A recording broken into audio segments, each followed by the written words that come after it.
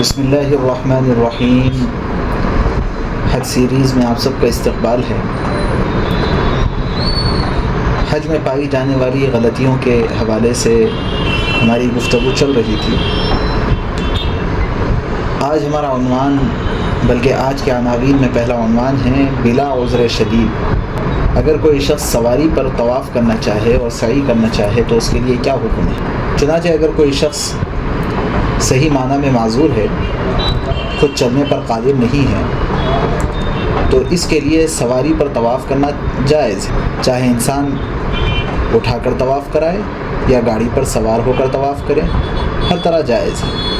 اسی طرح عذر کی وجہ سے سواری پر صفا مروہ کے درمیان سعی کرنا یہ بھی جائز ہے۔ لیکن بعض آرام طلب لوگوں کو یہ دیکھنے میں آیا ہے کہ اچھے خاصے ہوتے ہیں یا معمولی عذر ہے، سواری پر طواف و سعی کرتے ہیں، یہ صورت ہرگز جائز نہیں ہے۔ ایسے لوگوں پر جرمانے میں ایک دم دینا واجب ہوتا ہے۔ ایسے ہی ایک اور مسئلہ ہے کہ طواف کے بعد سعی میں تاخیر اور سعی کے چکروں میں فاصلہ۔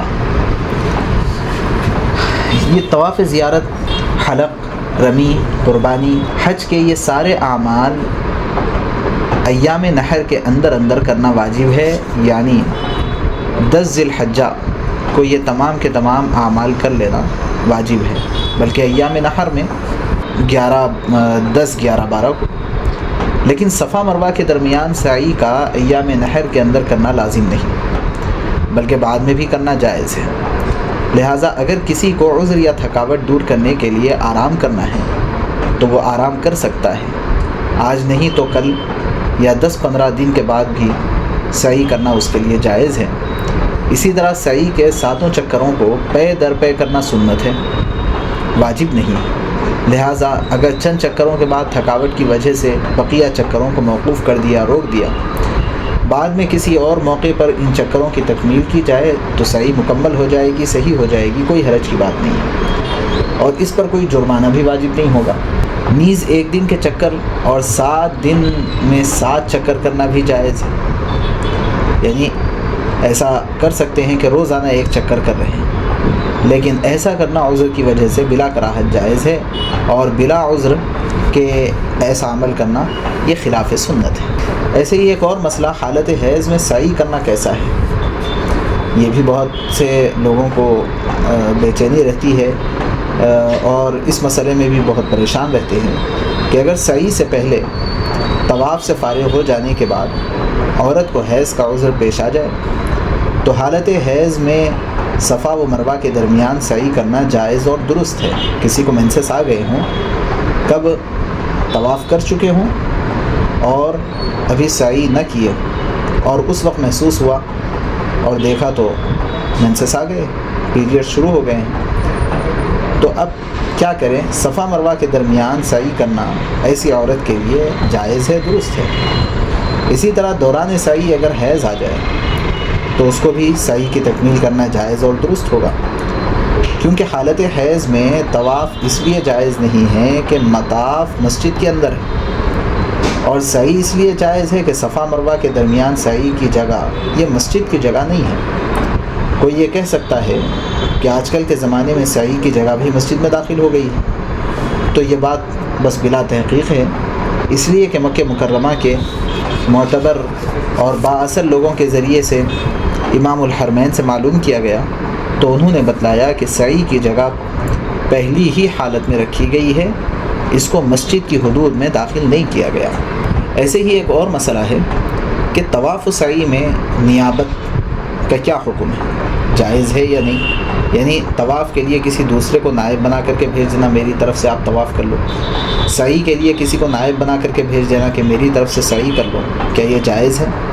چنانچہ طواف میں اس طرح نیابت جائز نہیں ہے کہ جس کے اوپر طواف لازم ہے اس کی طرف سے کوئی دوسرا آدمی طواف کر دے، یہ صورت جائز نہیں ہے۔ ایسی صورت میں جس کی طرف سے طواف کیا جا رہا ہے اس کے اوپر سے طواف کی ذمہ داری ساقط نہیں ہوگی، اس لیے کہ اگر شدید عذر ہے یا بیماری ہے تو سواری اور چارپائی پر بھی طواف کرنا جائز ہے، اور اسی طرح صفا مروہ کے درمیان سعی میں بھی نیابت جائز نہیں ہے، یعنی کوئی دوسرے کی طرف سے کوئی دوسرا شخص اگر سعی کرنا چاہے تو یہ جائز نہیں ہے۔ وہاں بھی اگر عذر زیادہ ہے تو سعی سواری پر کی جا سکتی ہے، اور اس وقت تو وہاں پر باضابطہ ویل چیئرز کا انتظام ہوتا ہے، اور ایسے ہی طواف میں اوپر سے مستقل بیٹری کے گاڑیوں کا نظم ہے، تو اس کے ذریعے سے طواف کیا جا سکتا ہے اگر کسی کو عذر شدید ہے۔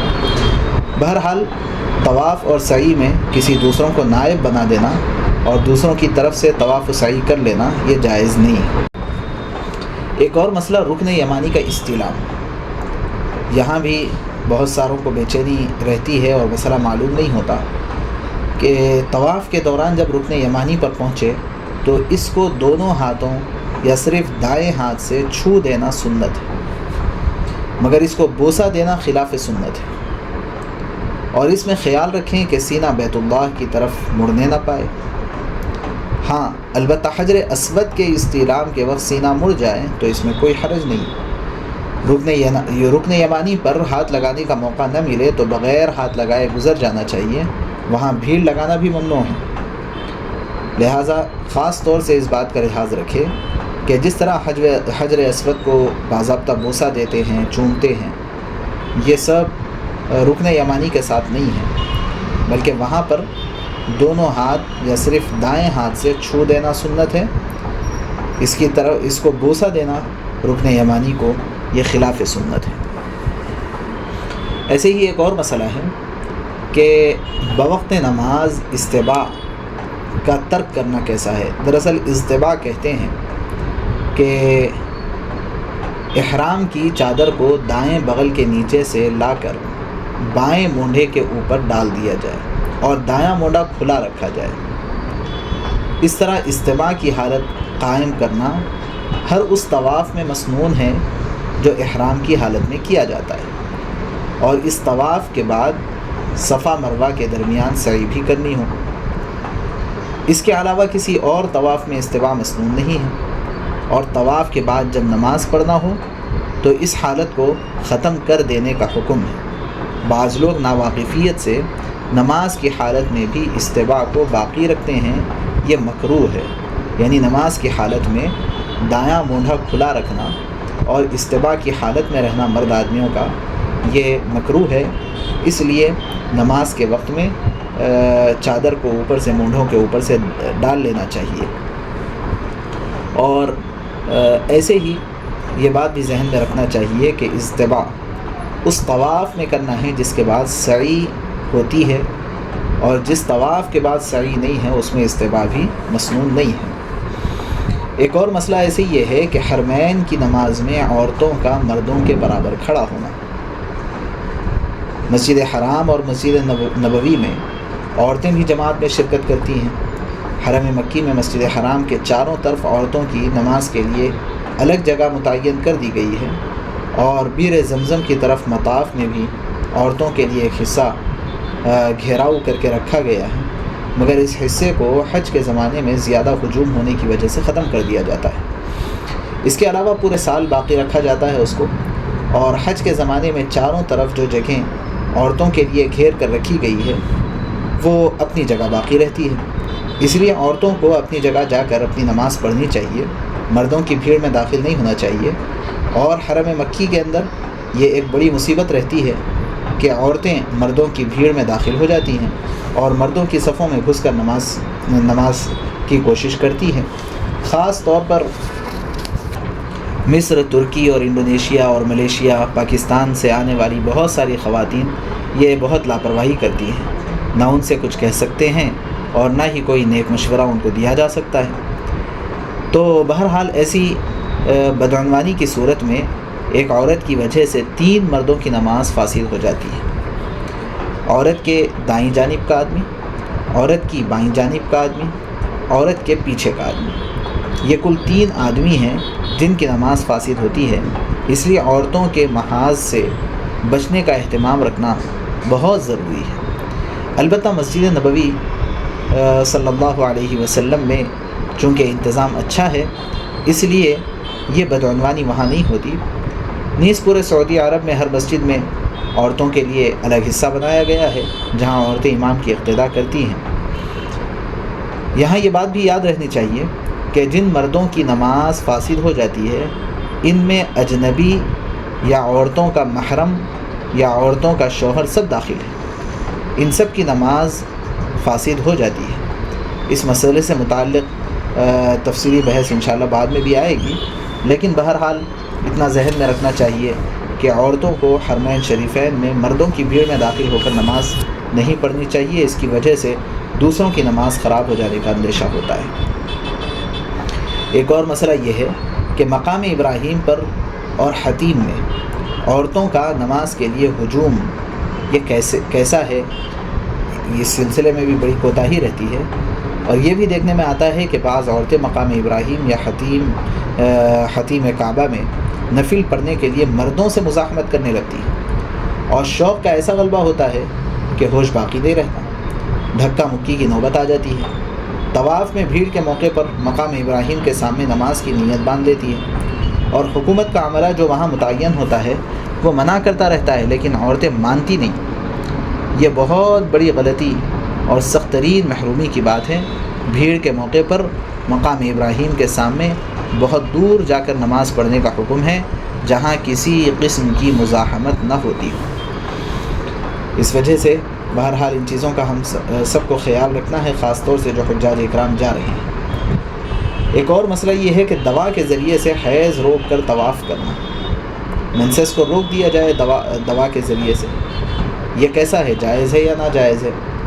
چنانچہ عورتوں کو اگر یہ خطرہ ہے کہ طواف زیارت یا طواف عمرہ کے زمانے میں حیض آ جائے گا اور ایام حیض تک انتظار کرنا بھی مشکل ہے، تو ایسی عورتوں میں پہلے سے حیض کو روکنے والی دوا استعمال کر کے حیض روک لینا، یہ عام طور پہ بہت ساری عورتیں کرتی ہیں۔ اسی حالت میں طواف زیارت اور طواف عمرہ کر لینا تو یہ صحیح اور درست تو ہو جائے گا، اس پر کوئی جرمانہ بھی نہیں ہوگا، مگر شدید ضرورت کے بغیر اس طرح کی دوا استعمال نہیں کرنا چاہیے، اس لیے کہ اس سے عورت کو صحت پر اثر پڑتا ہے، صحت کے لیے ایسی دوائیں نقصان دہ ہوتی ہے، اس لیے ایسی دواؤں کا استعمال عام طور پر نہیں کرنا چاہیے۔ لیکن اگر کوئی عورت ان دواؤں کا استعمال کر لیتی ہے اور اس کی وجہ سے اپنے حیض کو، اپنے منسس کو روک لیتی ہے اور پھر جو ہے ایام حج کو مکمل کر لیتی ہے تو اس کا حج مکمل ہو جائے گا، طواف درست ہو جائے گا۔